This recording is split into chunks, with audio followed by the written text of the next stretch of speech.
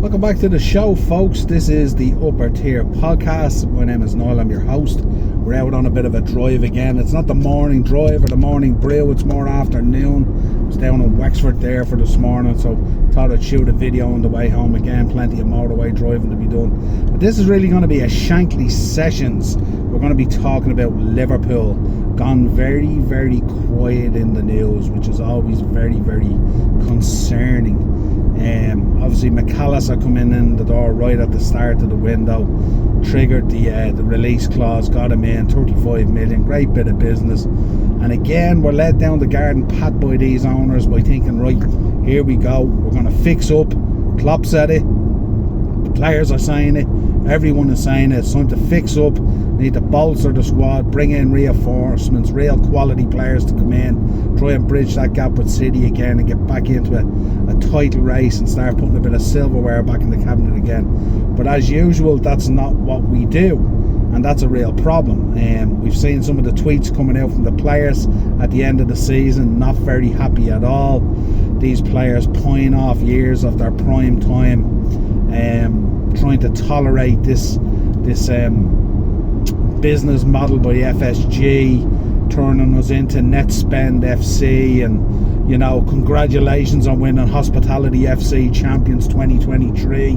So that's two trophies in the bag last season, the Community Shield and Hospitality Champions 2023. Woohoo! Let's do this. We knew we were Hospitality Champions, all those good Klopp hugs and smiles and all that kind of thing. But the one thing about being Hospitality Champions 2023 that FSG is not focusing on, when you walk around Liverpool Football Club, especially at a hospitality point of view, you see those famous pictures on the wall: Phil Neal, Phil Thompson, Emlyn Hughes, Kenny Dalglish, Graham Souness, all these great players that played for us over the years. But now they're building and they're developing the new stands and stuff like that, and they're putting in new hospitality boxes. Where are they going to find the pictures to hang in those corridors if we're not going to be about it and keep on continuing to create this history and just do what we always do, which is stall and settle for second best?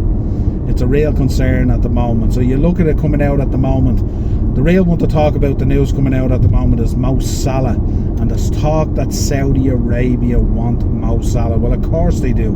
There's probably not a team on the planet or a league on the planet that wouldn't want Mo Salah in it. And that's a real concern. And I said it when that tweet came out. If you go back and you look about 3 or 4 episodes back into the Shankly Sessions, I said that tweet was a very concerning message coming out of Liverpool Football Club, and it certainly was. And it could be, and it could happen, and we need to be prepared for this, because if Saudi Arabia come in with a big offer for Mo Salah, look at the offer that they gave to Karim Benzema. Now compare both those people. When you think of all the hassle that comes with Karim Benzema and his past and stuff like that, you look at Mo Salah, so clean cut, family man, great human being, super ambassador, all those kind of things that goes in there. God knows what they would offer for him. And if they do offer it, you can be guaranteed that FSG are going to accept it. There's no doubt about that. But the question is, where will that money go? Is the money off that, if it happens, is it going to go into the coffers of Jurgen Klopp? Are we going to go out and buy cheap? Are we going to promote Harvey Elliott? Where is the goals and the assists going to come from that Mo Salah brings us? And you can see why the boy is upset and why he's annoyed at the way things are going. He's pawing off prime years of his career, wasting his time in terms of this FSG model, not doing what they should do, always falling short every window. You can see it in Jurgen Klopp, the frustration that's there, but he's in a very difficult situation because he can't speak up and he can't say it, but he knows, you know, there's no doubt about it that he knows. And in order to bridge that gap with Man City, you can see what they do. They just pay players off. They go, yeah, no problem, you want to leave, go ahead, bring another player in. It's like a factory. It's like a production line in a factory. Let's bring in the next best thing, drop it in there, we go again. You've seen it this year. Don't think for a minute that their targets for next season won't be to do a quad and go invincible and wash away all the rest of the history that's available in the English Premier League. So that's what they will be trying to do, and that's a real concern, because that's how they think, that's their mentality. Their mentality is, it's not necessarily about the players, it's about being ruthless, bringing in the best, changing up the formations, changing the ideas and the idealistic ways of doing things, but more often than not, winning things is the goal. And that's some treble that they won there last season. Unbelievable. Brought in the pieces to do it. Don't mess around. You want Erling Haaland? Yeah, no problem. That's what we're going to do. So that's where it's at. That's now the benchmark. You can see the moves that are being made now by Newcastle. The boy Tonali coming in somewhere in the region of 60 to 70 million. They ain't messing about anymore. They're also linked with some really, really good players. So they're going to up their quality in the Champions League and in the league this year. And that makes life for us so much more difficult. Because when you look at what we're targeting, and you look at how the fan base is gassing up these things, like gassing up Kefren Turam and stuff like that, who looks like a decent baller, no doubt about it. But you're talking about a midfielder that finished 9th in the French league with Nice. Meanwhile, we're going in and being linked with stupid half-assed bids for the likes of Tchouameni, for the likes of Nicolo Barella, for the likes of Valverde, and players like that. They're the players we need to be bringing in. They're the players that people sit up and take notice and say, you know something, Liverpool is serious about its business again. Because we're not serious. We're not serious at all, not by any stretch of the imagination. Nothing we're doing in the market at the moment in terms of heavy links, with the exception of McAllister coming in, shows us being any way serious in wanting to challenge for things this coming season. And the one thing I said, if you look at the players that have gone out the door, that's fine. They were going to leave anyway. I mean, Ox delivered nothing to us. Keita delivered nothing to us, so that's not an impact. Milner played a lot more hours last season than he should have due to injuries to other players and stuff like that. So he gave us something. Bobby was Bobby, of course, an absolute legend at the club and stuff like that. So he gave us something. But that's really it. But what have we replaced? 4 players have gone out the door. Literally, we brought in McAllister. Now, if you look at last season's transfers and stuff like that, you look at Calvin Ramsey out on loan. Carvalho, which is absolutely shocking the way that boy's been traded by the club. I can't believe he hasn't forced a permanent move away, because it's disgraceful at his age, coming in with what he did in the Championship of Fulham, to be treated the way he was last season, and to be okay with it, panning off a year of his young career and stuff like that. Absolutely shocking. And then to agree to a loan deal to Leipzig, madness. He should have been putting in a transfer request straight away the way he was treated. Absolutely shocking. Then you look at Darwin Núñez, who's come in, big money, big reputation, all that kind of thing. Kind of did a little bit okay for the season. Didn't exactly pull up roots. But then as we got to the tail end of the season and some of the players came back, Luis Diaz, Diogo Jota and stuff like that, where does Darwin Núñez really fit into the plan? Is Darwin Núñez a Jurgen Klopp player? Was Darwin Núñez a Jurgen Klopp signing? And if he isn't, and if he hasn't, why is he there? Why did he come in? Why did Carvalho come in if we don't even play the position that he plays? And what were we bringing him in to do? What was the plan for him? Ridiculous. Calvin Ramsey comes in on the back of being Young Scottish Player of the Year, comes in, has a foot injury, plays little or no part in the first team, panned out to Preston. Cody Gakpo came in to do a very different role than he's doing now, slotted into that role, and looks like he's going to be the ready-made replacement for Bobby Firmino. Meanwhile, players like Alisson and Mo Salah and players like that are panning off prime years of their career. Our player of the season was Alisson Becker. That says everything and volumes about where we're at. Vibes and shades of Manchester United with David De Gea, and that's the truth. Really, really, really, really poor. So it's now time to kind of fix up. You know what I mean? It's time to look at what we're doing. It's time to decide whether we're going to get serious. We now have to drag these world-class players to the snow-peaked Alps and mountain ranges of teams that we've hardly ever heard of teams where it's the last place you want to be. Thursday night football, away from home, God knows where. Dragging these players to have to do that. Dragging players like Mo Salah and Alisson Becker to play in the second tier of European football. And how easy that sat with us as a fan base as it all unfolded. Where's the autopsy of last season? Players coming out apologising on tweets, you know. Where do we lie in this? Where's the cutthroat decisions that were going to be made this summer? Why isn't Kefren Thuram already signed? Why are we waiting till after the championships? He could absolutely explode on that championships. He could be the player of the championships, and then 10 million goes onto his price tag, or Real Madrid comes in for him, or PSG comes in for him. Where's he going to go then? And we'll be left holding the ball again. And then the 40 million that was put aside to sign Kefren Thuram just goes up in a puff of smoke, like the Tchouaméni money. Where did it go? You know, going in looking to prize Tchouaméni out of Real Madrid by bidding 15 million less than how we valued him a year ago, and expecting Real Madrid to go, oh yeah, no problem. You know, we're not serious. You know, going in with stupid bids for Valverde. It's like as if they're painting a picture, trying to convince the fan base, oh yeah, we're serious about signing these players. No, you're not, because the bids are shocking. So you're not. So what you're doing is you're going in and going, oh yeah, we were in for these players, but no, we're going to get Thuram, and we're going to get Coney, and we're going to get maybe Rabiot on a free and stuff like that. That's where we're at.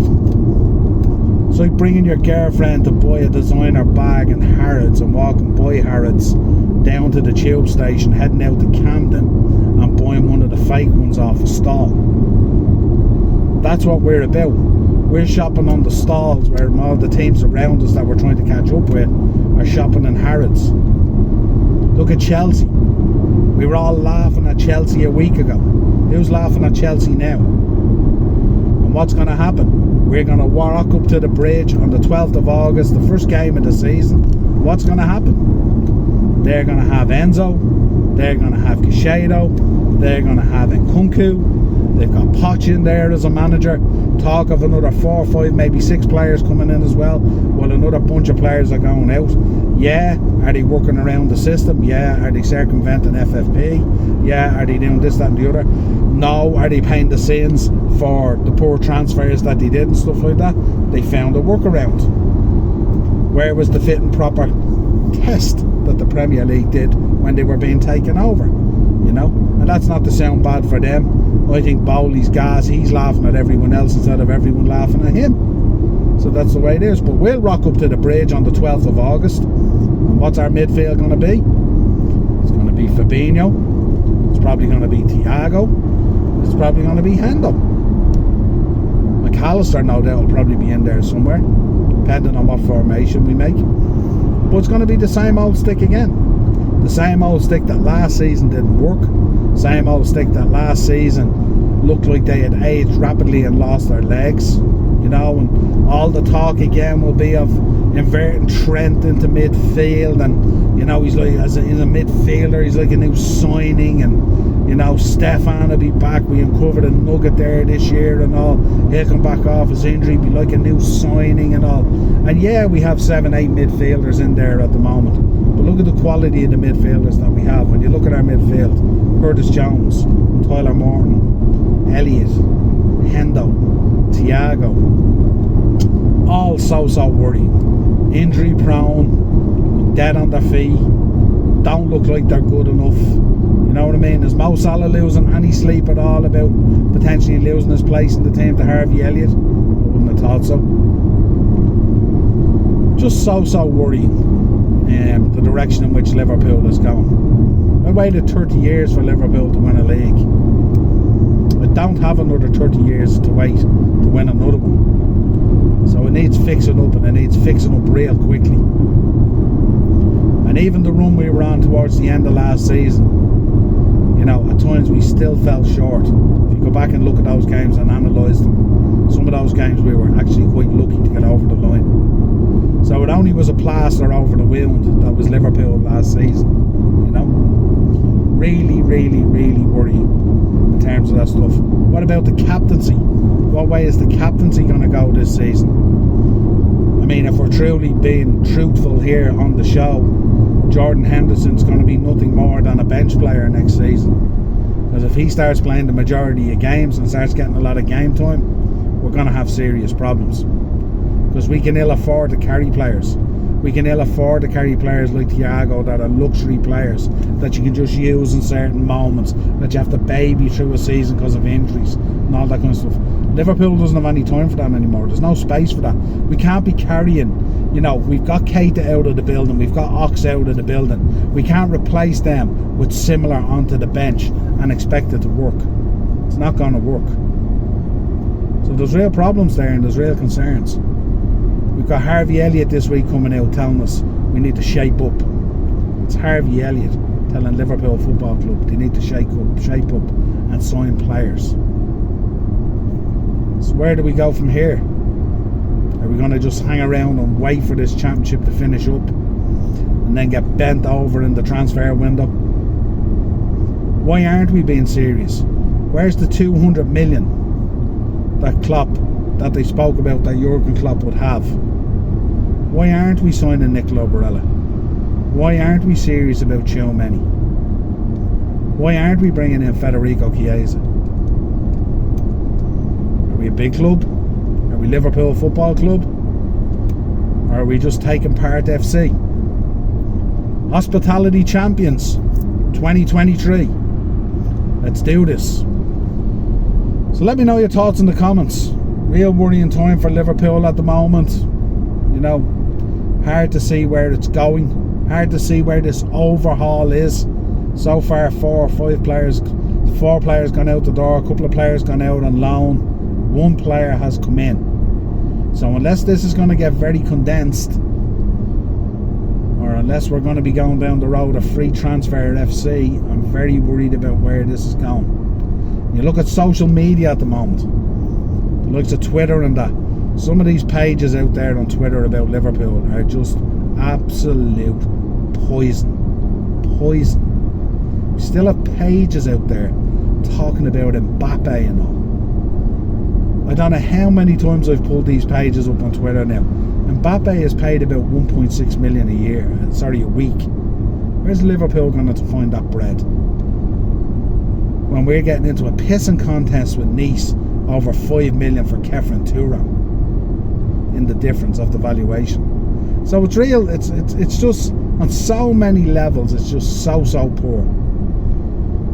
And all the news coming out just isn't great at all. And the club has now gone quiet, and this is what we do with these poor transfer windows. You know, these poor transfer windows, we get out of the blocks real quick, boom, sign a player like McAllister's quality, and then all of a sudden we go quiet and then nothing happens. And what promised to be a real good summer window and an overhaul just seems to be, you know, padding on the wound, you know, putting a plaster on the cut kind of thing, you know. The biggest laugh for me the other day, Sepp Vandenberg talking about being interested in his brother.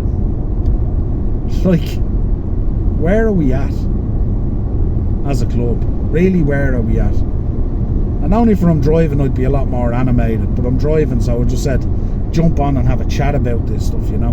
Mo Salah, Saudi Arabia, everyone talking about, oh no, sure, Mo Salah has loads of records at Liverpool he still wants to break. It's not about money with Mo Salah. That's what we heard. Look at the last negotiation. Very quickly it became about money. Mo Salah at the moment is on 350 grand a week at Liverpool. Do you think for a minute if Saudi Arabia come in and offer him 2 million a week, do you think it won't be about money? Is that what we believe? Is that what we truly believe? Absolute madness. He'd be gone to Saudi Arabia in the blink of an eye. And if they offer big money for him to go, FSG will take that all day. Because they've clearly demonstrated they don't care about winning things. They don't care about Liverpool Football Club. And they certainly don't care about Jurgen Klopp. We heard stories coming out this week about Jurgen Klopp being linked to the German national team. His agent came out and denied it. It's very clear that Germany want Flick gone. Jurgen is the perfect successor there. International football would probably suit him if he wanted to take a semi-break after being in full-time club management for such a long time now. So does anyone think that if FSG don't give him what he needs to shape up and be competitive again next season, that he wouldn't look towards the German side and his head get turned?